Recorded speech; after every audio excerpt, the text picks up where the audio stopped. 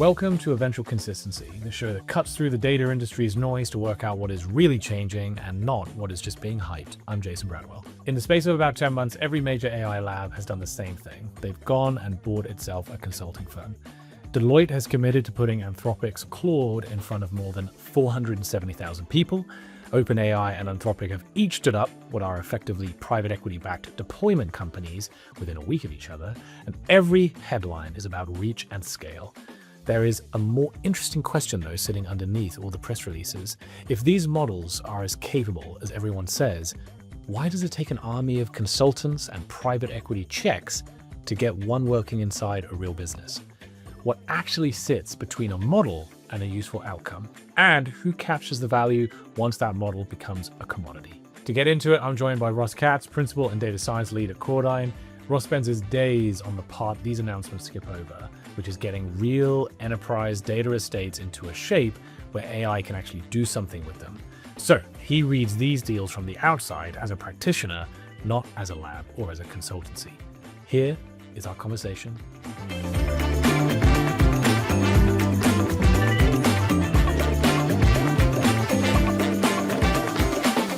So Ross, you've obviously watched this whole run of announcements land over the last few months. So reading them as someone who actually puts the models into enterprise data sets, not as a lab, but as a consultancy, what's the gap between what these press releases say and what deployment actually takes? Yeah, well, I mean, I would just say that the biggest thing that the announcements say is that you need additional expertise and human labor in order to get the value from AI inside of your organization. The question is, like, what is it that these different organizations, the labs, OpenAI, Anthropic, to a certain extent GCP, and these big four consultancies and strategic integrators and private equity firms, what are they trying to get out of these partnerships? And what does that say both about how successful deployment is achieved and about how they're positioning themselves for where value will accrue in the future? So, the main criticism you would give of the labs is, well, if the AI is so good, shouldn't it just integrate itself? I mean, why should you need a consultant to come alongside and get the value from these models?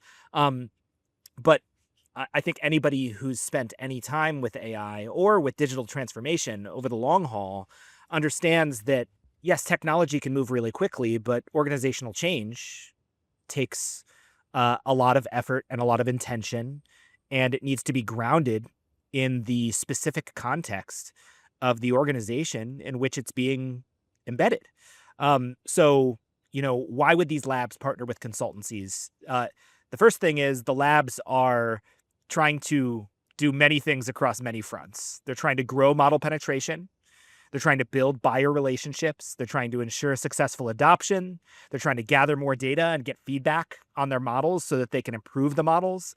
They're trying to learn the value that these models can drive in organizations and what the repeatable integration patterns look like in order to drive that value. And then, yes, over the medium to long term, they're trying to teach the models to integrate themselves.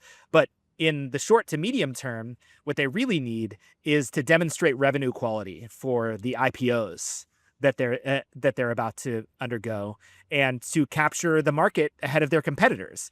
One could argue, well, why don't they just hire a bunch of people internally and deploy, a metric ton of forward deployed engineers into different companies? Well, one thing is that, services businesses are low margin, and so it's not going to look good on their balance sheet.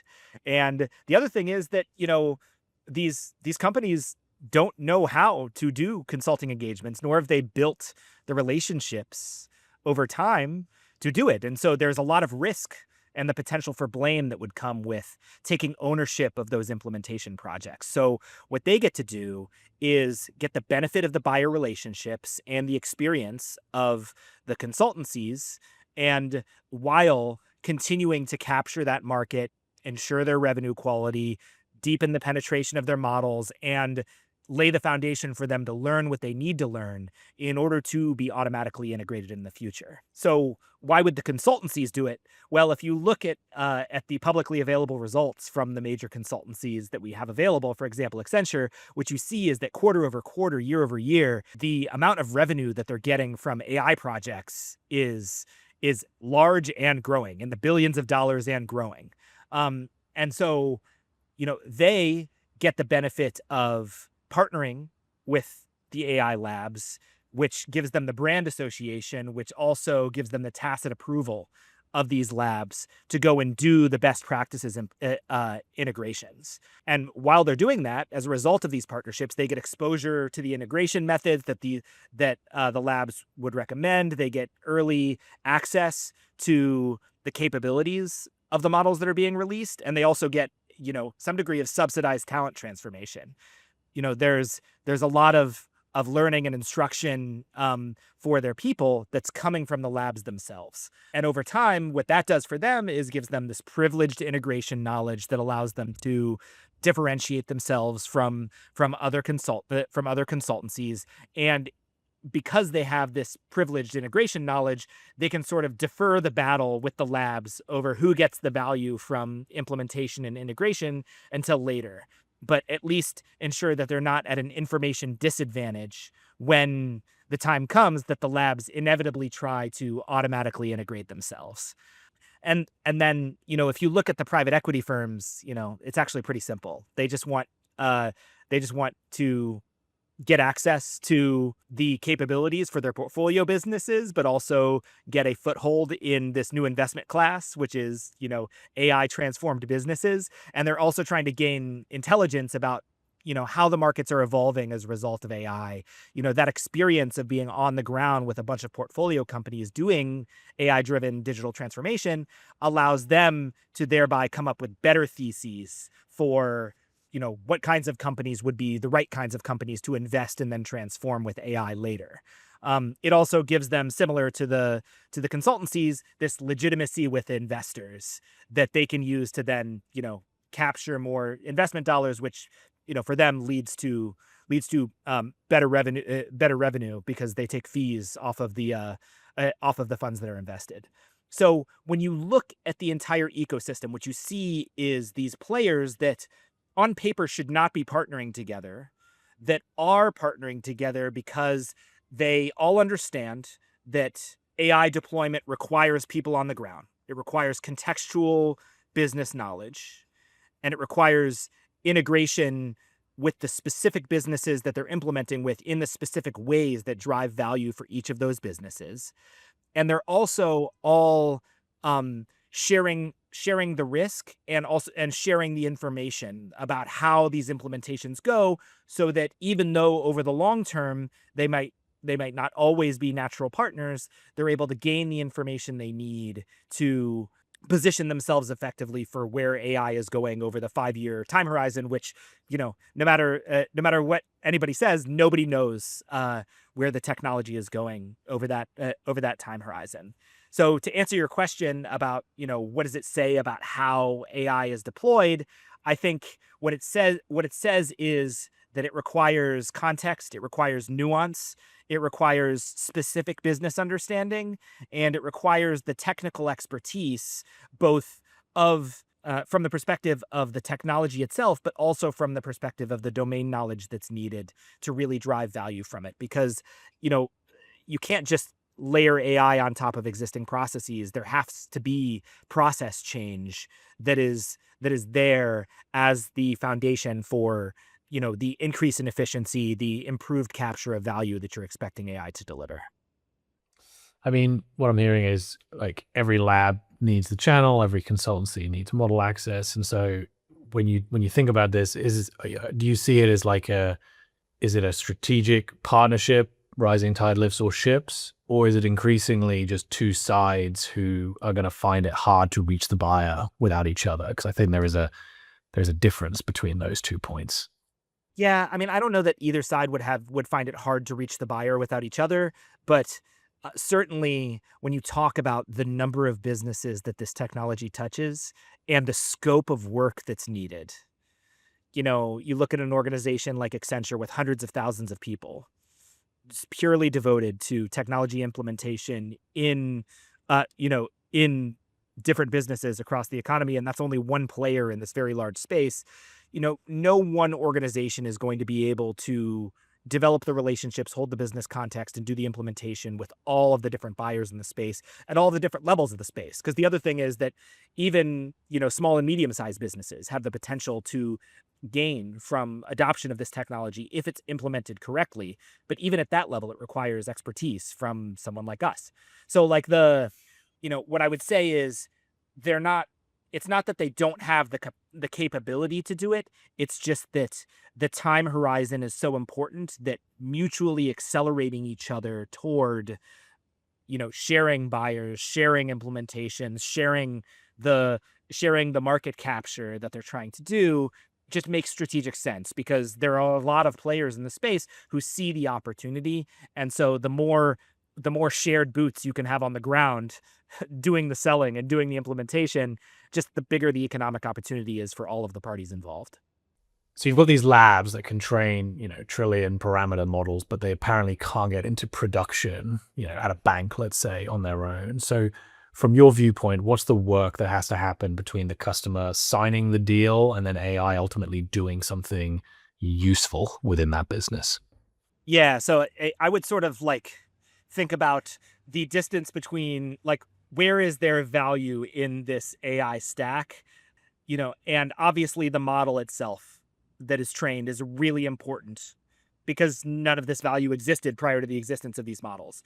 But there are, roughly speaking, 6 other layers that I would point to within a given business that are worth thinking about as places that work needs to be done in order for value to be captured. So there's the model, then there's the data substrate, which is just all of the source of truth systems and how it gets captured and how it is served for people to ask and answer questions.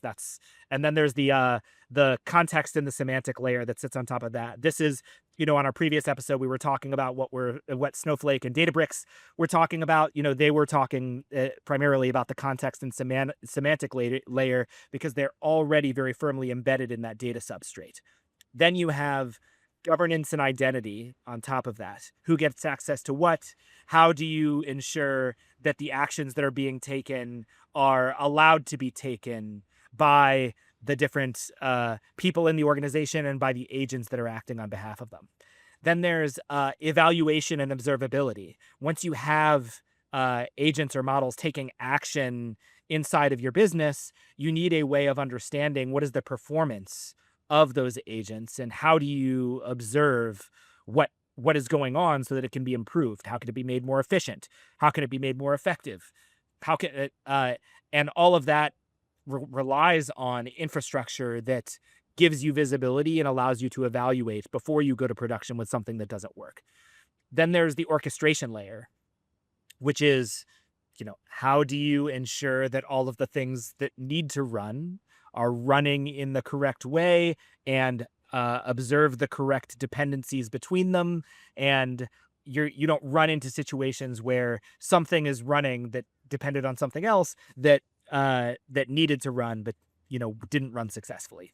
And then the last layer, and the one that gets talked about possibly the least because it's the most amorphous, is the process and change layer. This is these are the people that whose jobs need to change, and whose approach to their jobs need to change, and organizations whose structure needs to change, and ways of evaluating human performance that needs to change. There's just all of this organizational stuff that needs to get worked out in order for all of the other 6 pieces to really work. So, yes, the model is a foundational piece of technology, but I think what you see is that the work to be done is not just bring model into organization and press go. The work to be done is identifying, okay, which processes need to change in order to drive value. What are we trying to accomplish? What data needs to be there? What is the context that needs to be present at runtime? What kinds of permissions and controls need to be in place? How do we evaluate the performance? What is the expected behavior of the system? How do we know when something is not working correctly? And then how do we ensure that it's working consistently and that all of the dependencies in the system are mapped out? These are things that take real individual thought on a business by business and process by process level. Even though these models are, very incredible in their capabilities, they cannot do all of this work because there is a lot of tacit knowledge built into each organization that a consultant or an expert inside the organization needs to document and understand and map out in order for any AI to be successful at all. So to answer your question, the work that needs to happen between someone signing a deal and AI doing something useful is stepping through all of those layers and ensuring that all of the foundations are in place such that when you feed the information into the model and you get an output, it goes to the correct location for the person or process or software system to take the action that is needed to receive the value from the AI integration. But the model can only get you so far, and I think what you see with sort of the increase in consulting utilization with regard to AI is that a lot of companies, and I think the labs themselves, view this as partially a one-time build out where you need to establish these systems through these huge capital investment strategic projects so that you can then do the work of integrating in various ways over time. I think what we'll find is that the transformation that needs to occur is not a 3-year build out. It's a decades long build out. But that is the work that needs to be done is basically, mapping out across all of those layers where the value requires organizational change in order to retrieve it. I mean, Anthropic's own reason for these joint ventures is that every dollar that a company is spending on software, they're spending $6 on services. I think that's what the quote was. And so if they themselves are conceding that the value is in the bodies and the integration of these systems and not necessarily the model, what do you think that kind of tells us about where the money in AI actually ends up? Where the money in AI actually ends up is it's basically a smile curve of the different elements that go into it. So, on the left-hand side, we have, the compute and the models themselves are going to capture a lot of value from AI. So you see this with NVIDIA and all of the chip manufacturers and the hyperscalers and the neoclouds, the labs themselves. They're going to capture a good amount of the value.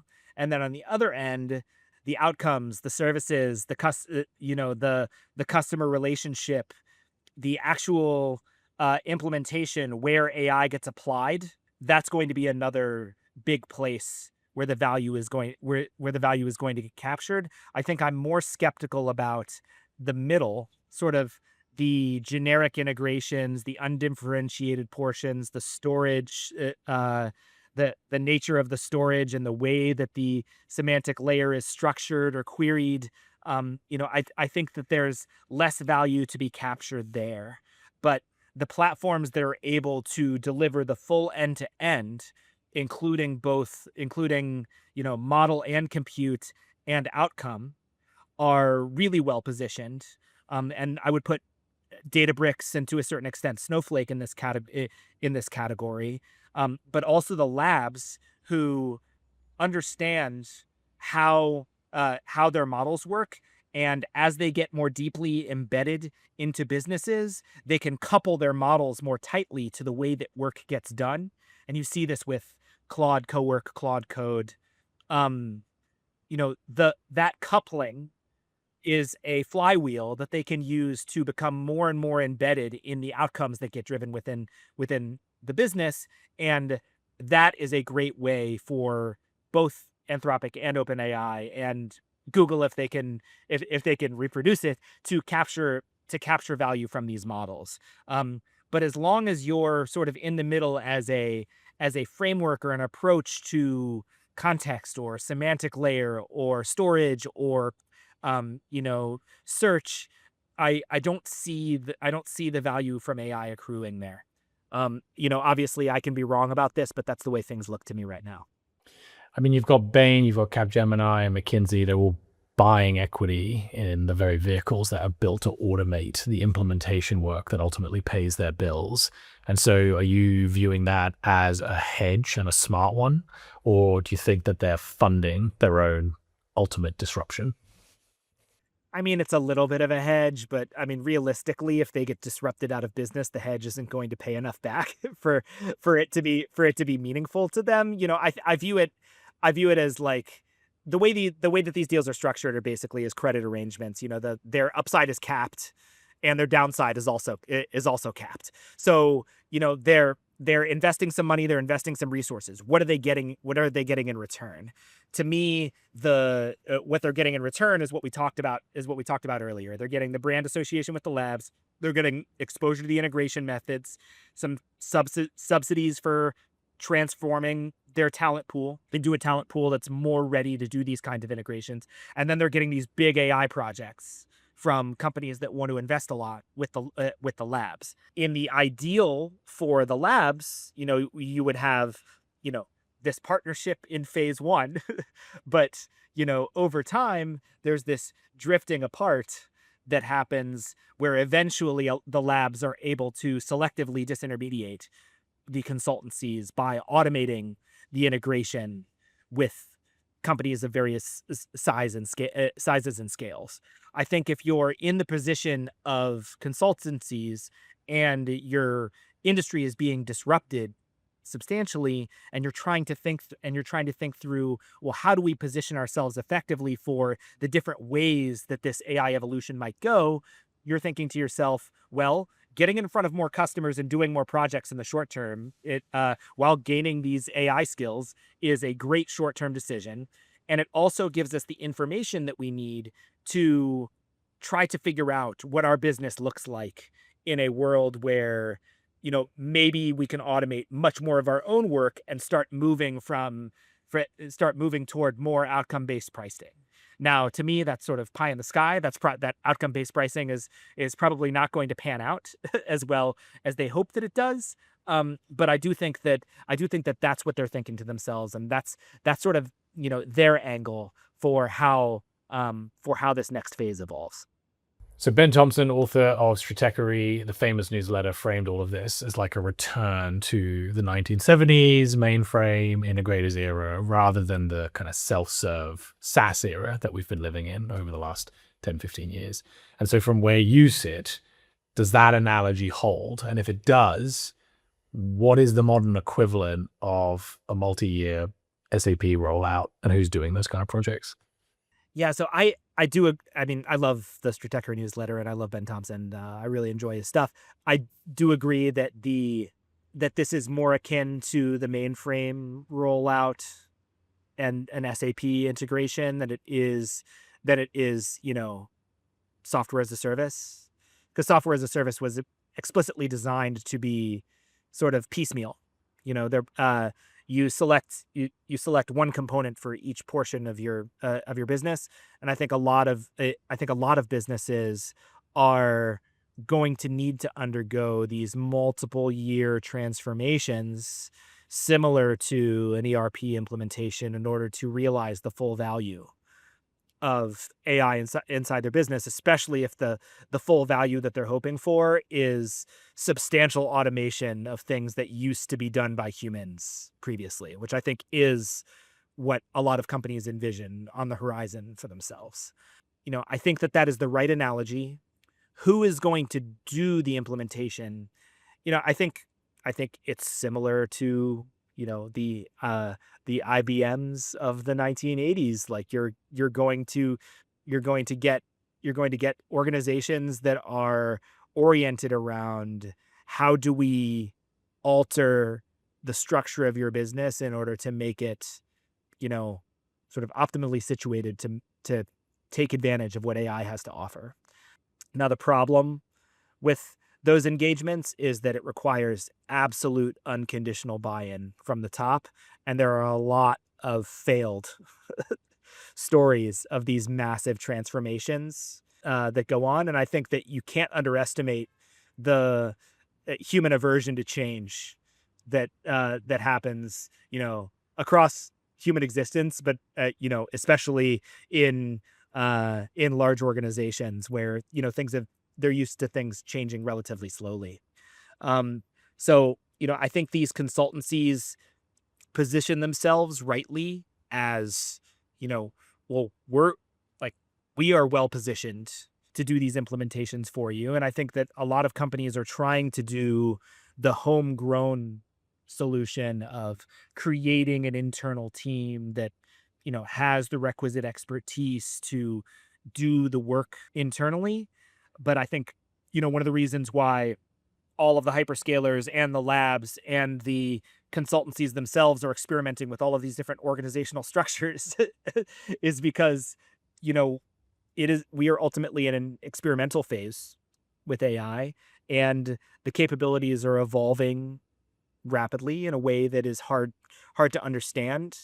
And the practices that, took decades to evolve for software engineering are just now being hammered out for the use and utilization of AI. And so I think the question of how it gets implemented is ultimately an open question. And that's why you see sort of these creative approaches and solutions. It's because nobody really has the answer. And that includes me. For the kind of VP of data who's listening to this episode, who's been given this kind of top-down mandate to, quote, do something with agentic AI by the end of the year, and they've got every systems integrator in the market wanting to take the work from them, what do you think the sequence is there? How do you tell the partner doing real engineering from the one who's ultimately just reselling a model license with a fancy-looking deck on top of it?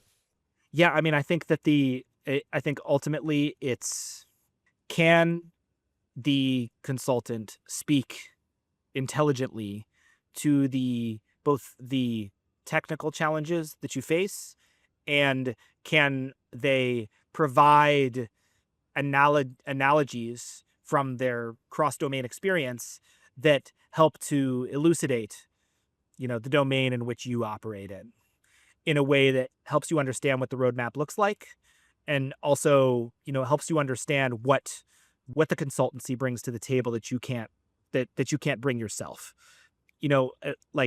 Ultimately, there are a limited number of ways that a consultant can drive value for your business. There's acceleration, which is the situation where you would have reached the outcome anyway, but later, and the value that you can get is the business value of the time that you saved by someone like me getting you there faster. There's enablement, which is, you never would have reached that value if you didn't have someone with the expertise that an organization like ours is able to bring. And the value is the outcome that you're able to achieve that you wouldn't have been able to achieve otherwise. And then there's prevention, which is, basically you would have ended in a bad place. This AI transformation initiative would have spent millions of dollars and led to nowhere. As a result of having external experts brought in, then you're able to avoid that loss and capture the value that you were setting out to capture. So, as you are listening to consultants pitching what they're bringing to you, you want to understand, okay, where exactly is this value going to come from, and how credible is the case that the consultant's making that they're going to be able to deliver that particular type of value to my organization. All right, Ross, what have we been watching this week? Yeah, so I think like this conversation that we're having about the AI labs is just sort of highlighting for me where their incentives lie as they move toward IPO. All of the news over the last 4 to 6 weeks or so has been about OpenAI and Anthropic preparing themselves for IPOs, submitting their S1s. And I think what you see is that as they prepare to open their books to the public, they have to think about what the analogous companies are that, investors are used to evaluating and valuing, and how their businesses compare to the businesses that are already in existence today. And so, ultimately they're moving from startup mode to enterprise mode faster than any business has ever been asked to do it. So, on the OpenAI side, that's moving from consumer subscriptions, which are, a relatively low lock-in revenue source, to, things that are more like, enterprise agreements, where the enterprise is paying, 3-4 years in advance for the capacity that you're going to deliver to them. And then Anthropic is the same way, but is also tinkering with to what extent they want to use API tokens or usage-based pricing that roughly ties their revenue to their cost basis, but is also more volatile. It's more flexible versus, the locked-in revenue that you get with your enterprise level agreements, with your services and outcomes contracts. And so, I think that sort of the volatility that I see in the way that these things are priced and how that relates to the value that you get from them is really interesting, and also provides you like a little window into how pricing might evolve. And I think, roughly speaking, these companies start to look a lot like the hyperscalers that they're already competing with, where, at small levels, at low levels, you've got your on-demand pricing, but then if you want to receive discounts, then you need to pay in advance for, years of utilization. So that's my guess of where things go. But obviously, so I'm watching to see how right I am or how wrong I am as that evolves. So thanks again to Ross for joining me on Eventual Consistency today.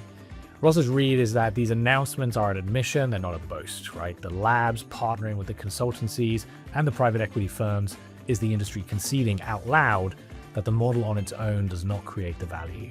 So getting from a signed deal to something useful means working through 6 layers that sit above the model: the data substrate, the context, the semantic layer, governance and identity, evaluation and observability, orchestration, and the one that nobody wants to talk about, which is process and change. You cannot lay AI over how a business works and just press go. The processes have to change first. And that is people and organizations, not tokens. Which is why, as Ross puts it, this looks less like a 3-year build-out and more like a decades-long one, closer to an ERP rollout than anything self-serve. On where the money goes, his answer was a smile curve. Value collects at one end with the compute and the models, and at the other end with the outcome and the implementation. The middle, which is the generic integration and storage, and the semantic plumbing, captures less. The players worth watching are the ones who can span this whole thing, and the labs coupling their models ever more tightly to how the work gets done through things like Claude Code. They become the flywheel rather than just the component. So if you're the data leader who's been told to do something with agentic AI by year end, Ross leaves you with a filter. A good partner earns their fee in one of 3 ways: acceleration, getting you to the outcome sooner; enablement, getting you somewhere you could not have reached alone; or prevention, so stopping an expensive failure before it happens. Ask which one that you're buying and how credible the case is. If they can't answer that clearly, you have your answer. If you want to talk about your own data challenges or you think we got something wrong, we are at CorrDyn.com, that's CorrDyn. Ross, thank you as always, and we'll see you next time on Eventual Consistency.